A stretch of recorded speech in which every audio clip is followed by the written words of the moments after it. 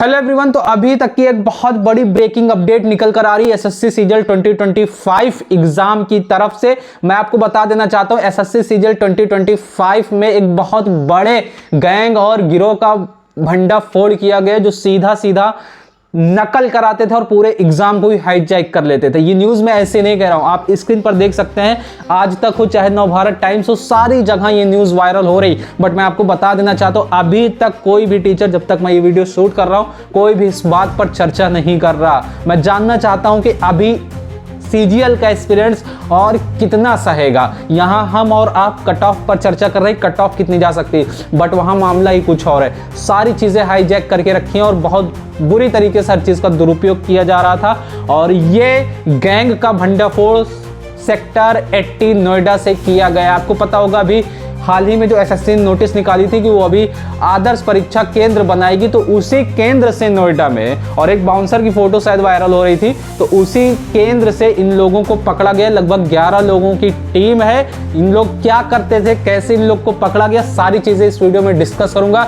उससे पहले मैं बात करना चाहता हूँ, आपने जिन भी टीचर को करोड़ों की कंपनियां बना कर दी, करोड़ों की बुक्स खरीद डाली, करोड़ों के लेक्चर्स अटेंड कर लिए और बहुत शोहरत और इज्जत दी, आज क्या वो आपके साथ खड़े हैं? अब मैं इतना पूछना चाहता हूँ, देखिए आप किसी की साइड मत लीजिए, आप मेरे विरोधी हो सकते हैं, किसी भी, मैं सारे टीचर्स की रिस्पेक्ट करता हूँ, बट मैं एक अवेयर एस्पिरेंट हूँ, एक सिटीजन होने के नाते मैं सारी आवाज़ उठाता रहूँगा। अगर आप में से कुछ लोग कहते भी हैं कि आपकी वीडियो बनाने से क्या हो जाता है, भाई आप मेरे इस वीडियो को छोड़कर जा सकते हैं, मैं वीडियो बनाता रहूँगा और अपनी आवाज़ उठाता रहूँगा।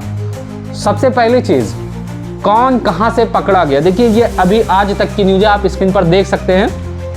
यूपी एसटीएफ ने एसएससी सीजीएल 2025 में नकल कराने वाले गैंग का किया भंडाफोड़, 11 गिरफ्तार, लाखों के जाली दस्तावेज बरामद। सोच लीजिए, यहाँ पर यूपी एसटीएफ ने एसएससी सीजीएल परीक्षा 2025 में नकल कराने वाले गैंग का भंडाफोड़ किया है। नोएडा से गैंग सरगना सागर पांडे सहित 11 आरोपी गिरफ्तार किया गया है। गैंग पीएच उम्मीदवार को, फिजिकल हैंडीकैप्ड उम्मीदवारों को लेखक उपलब्ध कराकर, स्क्राइब्ड उपलब्ध कराकर नकल करवाता था और जारी प्रमाण पत्र बनवाता था। एसटीएफ ने लाखों रुपए के साथ साथ जाली प्रमाण पत्र, मोबाइल, आधार, पैन कार्ड और डीएल बरामद किए हैं। तो यहाँ से ये चीज़ निकल कर आ रही है। बाकी सारे यहाँ नाम मेंशन किए गए हैं। उसके बाद मैं बता दूँ ये लोग स्कैम किस तरीके से करते थे। सबसे पहली चीज़, ये किसी भी फिजिकली हैंडीकैप्ड को पकड़ते थे, उनसे 2 लाख, 3 लाख, 4 लाख रुपए वसूली करते थे। फिर उसके बाद उनकी वसूली करके उनको ये बोलते थे कि मैं आपका एग्जाम पास करा दूंगा। देखिए रूल ये है कि स्क्राइब्ड जो कैंडिडेट बैठ रहा उससे कम एजुकेशन क्वालिफिकेशन होना चाहिए, बट यहाँ पर पीएचडी धारक को बैठाया जाता था और उनको 10,000 20,000 रुपए दे दिया जाता था। और इसके साथ साथ फर्जी पीएच सर्टिफिकेट भी बनाकर प्रोवाइड किया जाता था, उसके 50,000 रुपए अलग से लिए जाते थे। सोचिए, क्या यहाँ पर फेयर सिलेक्शन होगा? नहीं भाइयों, फेयर सिलेक्शन किसी का नहीं हो पाएगा। आप लोग एग्जाम देकर आए, अब कट ऑफ सारी YouTube पर सर्च कर रहे हैं, कट ऑफ कितनी जाएगी यार, कट ऑफ यहाँ बहुत जाने वाली अगर ऐसी होगा। देखिए ये एक गैंग का, एक सरगना का भंडाफोड़ हुआ है। न जाने अभी कितने ऐसे गैंग, कितने ऐसे सरगना एक्टिव होंगे जिनका किसी को कुछ पता ही नहीं है। अभी प्रयागराज में भी इस चीज़ पर आरोप लगा था, बट वो क्लैरिफाई नहीं हो पाया, ना ही एसएससी ने उस पर बताया। और अब नोटिस का वेट रहेगा कि एसएससी इस पर क्या क्लैरिफिकेशन देती है। क्या अभी भी चेयरमैन साहब अपनी आंख बंद करके बैठेंगे? मोर देन 70 to 80% एस्पिरेंट्स चाहते हैं कि एग्जाम पूरी तरीके से कैंसिल हो, बट मैं नहीं कह रहा हूं कि जिनका देखिए यहाँ पर 2 पोल में सब डिवाइड हो गए। जिनका एग्जाम अच्छा हुआ, जिनको कोई टेक्निकल ग्लिचेस नहीं आई, वो नहीं चाहते कि एग्जाम कैंसिल हो, बट जिनकी वो बुरी तरीके से हरासमेंट हुआ है, जिनके बोर्ड ही नहीं काम करें, जिनके स्क्रीन ऑफ हो गए और जिनकी लाइट ही नहीं ऑन हुई, वो तो चाहते हैं यहाँ पर पूरी तरीके से री एग्ज़ाम कंडक्ट कराया जाए। और ये री एग्ज़ाम कंडक्ट कराने की मांग मैं बता दूं भाइयों, आज से नहीं, मैं बहुत पहले से उठा रहा हूँ कि सारे एग्ज़ाम को तत्काल प्रभाव से कैंसिल करना चाहिए और फिर से सारे एग्ज़ाम एकदम अच्छे ढंग से कराना चाहिए। एक चीज़ और मैं आपको बता देना चाहता हूँ कि क्या सेंटर और एग्जामिनेशन जो वेन्यू है उसकी क्या क्रेडिबिलिटी है। और ये जो गैंग में सरगने सब पकड़े गए हैं, इनमें 2 से 3 लोग वेन्यू के ही स्टाफ हैं, एक मैनेजर है और एक पूरा जो है उसमें वर्किंग है। और मैं पढ़कर बताना चाहता हूं कि इनमें से मिला क्या क्या। सोचिए, वेन्यू का सेंटर का कर्मचारी ही मिल जा रहा, मैनेजर ही मिल जा रहा, तो भाई किस पर भरोसा कर सकते हैं। एसटीएफ ने गैंग के कब्जे से 14,75,870 रुपए नगद, 16 जाली पीएच फिजिकल हैंडीकैप्ड मेडिकल प्रमाण पत्र, 13 मोबाइल फ़ोन, 6 आधार कार्ड, 3 निर्वाचन कार्ड, 3 पैन कार्ड और एक ड्राइविंग लाइसेंस बरामद किया। गिरफ्तार आरोपी नोएडा और गौर सिटी टावर D1 आदर्श परीक्षा केंद्र सेक्टर 80 फेज 2 और होटल टाउन हाउस सेक्टर 121 से पकड़े गए हैं। पुलिस ने बताया है कि यह कार्रवाई प्रतियोगी परीक्षा में ईमानदारी बनाए रखने और परीक्षा व्यवस्था में सुरक्षा सुनिश्चित करने के लिए की गई। एसटीएफ ने सभी आरोपियों के खिलाफ कानून के तहत कार्रवाई शुरू कर दी है। सबसे पहले तो मैं दिल से शुक्रिया अदा करना चाहता हूं यूपी एसटीएफ का, जिन्होंने इतने बड़े रैकेट का भंडाफोड़ किया। सोचिए स्क्राइब का मामला कब से चल रहा है, पिछली साल से इतनी ज़्यादा कि स्क्राइब के इतने ज़्यादा नंबर, ये सब और सारी चीज़ें, सारे इशू कैसे हो जा रहे हैं। तो एसएससी ने बीच में अनाउंस भी किया था कि स्क्राइब जो है उनको वेन्यू पर ही प्रोवाइड किया जाएगा, बट यहाँ वेन्यू का मैनेजर ही जब मिल गया तो उनको आसानी से एंट्री दिला देता था। ये सारी चीज़ें वहाँ पर चल रही थी। सोचिए कि आपका फेयर एग्जाम हो रहा, मैं आपसे पूछना चाहता हूँ, यहाँ 2-2 लाख रुपए देकर समझ लीजिए सीट ही खरीद ली जा रही है। ना जाने 12 तारीख से अभी तक कितने एस्पिरेंट्स को इन लोगों ने एग्ज़ाम दिलाया होगा। मैं चाहता हूं और मेरा एसएससी से अर्ज है कि उन सभी कैंडिडेट का कैंडिडेचर ही कैंसिल कर दिया जाए और उन लोग के ऊपर सख्त से सख्त कार्रवाई की जाए। आप क्या चाहते हैं, आप क्या सोचते हैं, वो सारी सोच आप कमेंट सेक्शन में लिख सकते हैं। मैं उस पर भी आवाज़ उठाऊंगा कि आपकी जेन्युइनली क्या प्रॉब्लम है। आप लोग का क्वेश्चन ये भी था कि क्या वजह है जो सारे टीचर इस पर आवाज़ नहीं उठा रहे हैं, तो मैं बता देना चाहता हूँ, कोई भी टीचर को आपसे इस चीज़ का मतलब नहीं है, क्योंकि ना उनको अब क्वेश्चन रिव्यू कराना है ना क्वेश्चन का एनालिसिस कराना है, तो इस पर ज़्यादा ध्यान नहीं दे रहे, सब अपने में हर चीज़ मस्त हैं।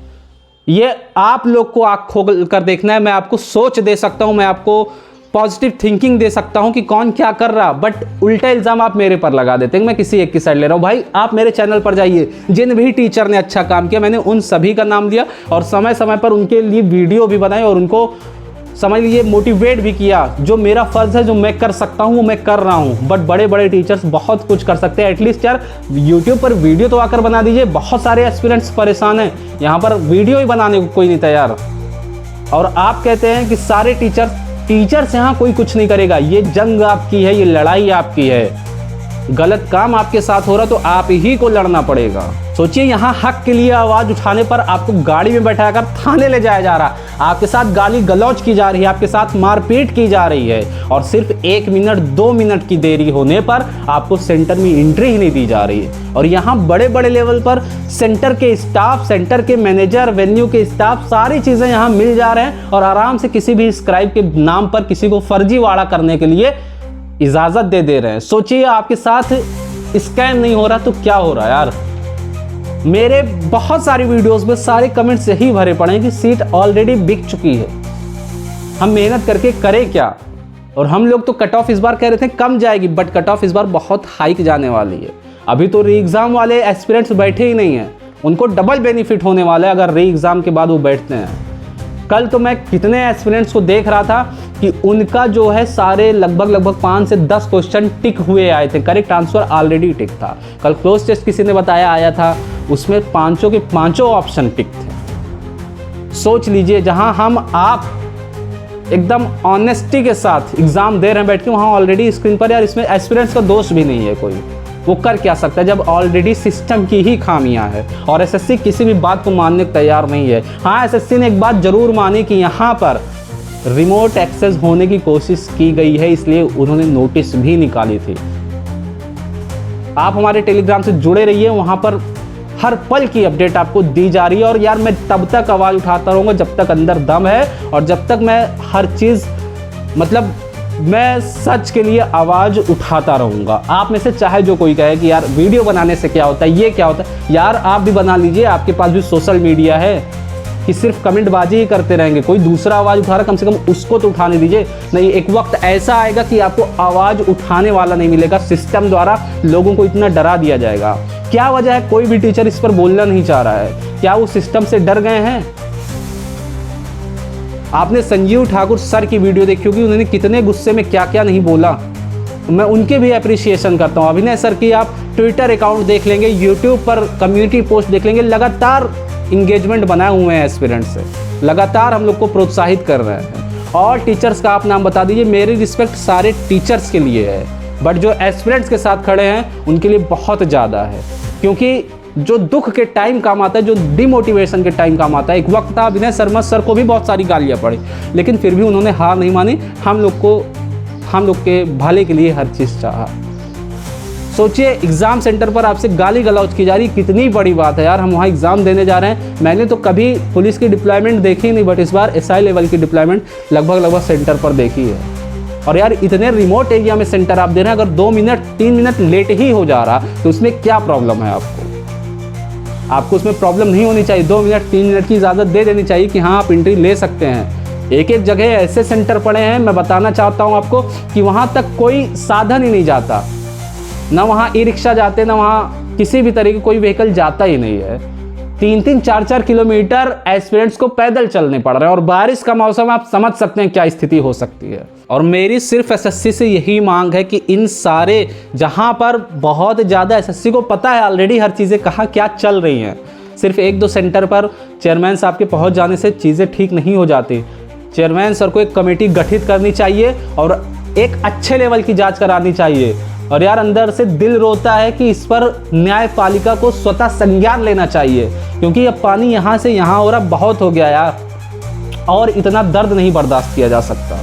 आज बर्दाश्त करने का ही नतीजा है जो यहाँ तक पहुँच चुका है। मिलता हूँ आपके साथ नेक्स्ट वीडियो में। Thanks for watching.